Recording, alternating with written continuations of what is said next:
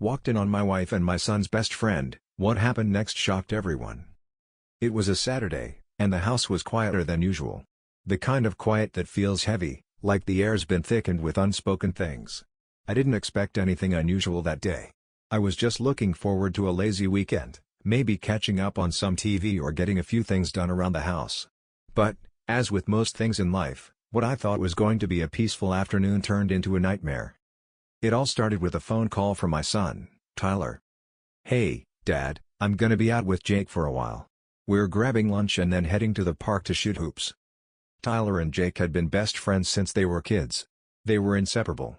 Jake was like another son to me, more of a son, honestly, than I sometimes felt Tyler was. It was no secret that Jake came from a broken home, and I'd always opened my doors to him. The kid had no father figure, so I filled that role as best I could. I took him to games, showed him how to fix the car, gave him advice when I thought he needed it. I had no reason to suspect anything. No reason at all to think that the man I had trusted, who I'd seen grow from a teenage boy into a young adult, would ever betray me. But that's exactly what he did.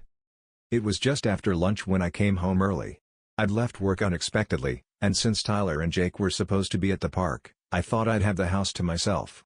As I walked up the front steps, I noticed that the front door was slightly ajar. That's when the first warning bell rang in my head. I pushed the door open quietly, thinking maybe Lydia had forgotten to lock it. As I stepped inside, I heard muffled voices coming from the living room. I froze. One of the voices was unmistakable. Lydia, my wife of 17 years. The other voice, lower, a little more nervous, belonged to Jake. I leaned against the wall and listened. At first, I thought it was a normal conversation, but then the tone changed. It wasn't friendly banter. It was intimate. "Lydia, I don't know if we should be doing this," Jake's voice came, shaky and uncertain. "Don't worry about it," Lydia replied, her voice breathy and urgent. "It's been a long time coming. You're not the only one who's wanted this." I felt my chest tighten. A cold wave of realization crashed over me. What the hell were they talking about? I moved quietly down the hallway, toward the living room, trying to suppress the panic rising in my throat. As I got closer, I could hear more clearly now. "You sure?" Jake asked again, his voice trembling. "Stop asking," Lydia snapped.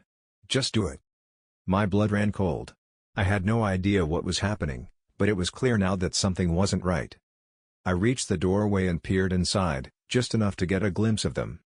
Lydia was sitting on the couch, her back arched, leaning toward Jake. Jake was standing in front of her, his hands at his sides, but his body language was all wrong. He looked like he was waiting for something, unsure of whether to move forward. I didn't know how long I stood there, but when Lydia's eyes met mine, her face went pale. "Caleb."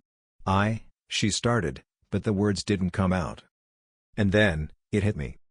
Jake turned around slowly, his face turning bright red. "Mr. Dawson." I couldn't process what I was seeing. My own flesh and blood's best friend was standing in front of me like that. My wife was sitting there, looking guilty and confused, but not sorry. No, she wasn't sorry. Not at all. "Jake," I said, my voice like ice. "What the hell is going on?" Jake stammered, his mouth opening and closing like a fish out of water. But I wasn't looking at him anymore. I was staring at Lydia. My wife. The woman I had trusted with my life. Lydia stood up slowly, her expression hardening, her face flushed with guilt and something else I couldn't place. "Caleb," she said, her voice thick with an emotion I hadn't heard from her in years. I don't know how to explain this." "Don't," I said, my voice low, cutting through the air between us. "Don't explain. You've already said enough." Lydia bit her lip, and I saw it, the crack in her facade. She didn't even have the decency to look ashamed. She was angry. Angry that I had caught her. Angry that I was standing there, ruining whatever twisted thing they'd been doing. I turned to Jake. "Get out. Right now. And don't ever come near my son again." Jake didn't need any more encouragement. He backed away quickly, his face contorting in shame, but before he left, he glanced back at Lydia. There was a brief moment, a flash of something between them, something that made my skin crawl. "Go," I barked. And without another word, he fled the house, slamming the door behind him. I was left standing in the living room, staring at my wife. The woman I had spent years with, the woman I had built a life with, was standing there, no longer my partner, but a stranger. A stranger who had just betrayed me in the worst way possible. "Why?" I asked, my voice shaking now, a mix of anger and disbelief. Lydia just stood there for a long moment, her lips pressed together. She didn't even seem to care that the words were already out, that I knew the truth. "I don't know," she whispered.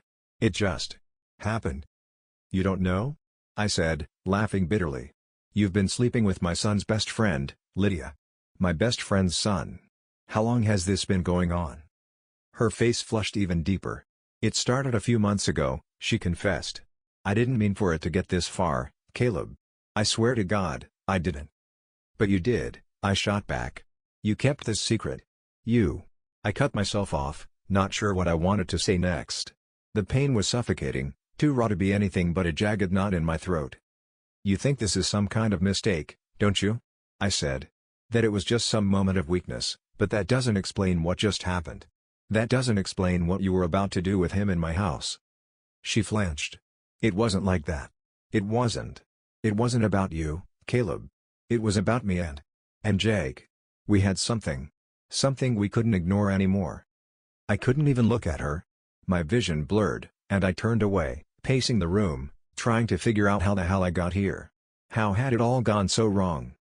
"Why?" I finally said, my voice breaking. "Why Jake?" "I don't know," Lydia said quietly. "He was always here. Always around. And I missed feeling desired, Caleb. I missed feeling like I was important. And Jake, he was different. He made me feel alive again." That's when I snapped. "You think this is about you?" I shouted, the words hitting the air with force. "You think this is about your desire or whatever crap you're feeding me? You've destroyed everything. My son trusts you. And Jake, he's like family to me. And you've ruined it all." Lydia took a step back, her face pale. But I wasn't done. "Pack your things," I said, my voice cold. "You're leaving. I want you out of this house. And I don't want to see you again." She didn't argue. She didn't try to explain herself any further.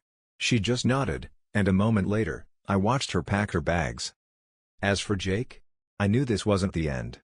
There was no way he could get away without consequences. But for now, I had to deal with the one who had started it all. My wife. The woman who had betrayed me. I walked out, leaving her behind, knowing that nothing would ever be the same again. What happened next was only the beginning.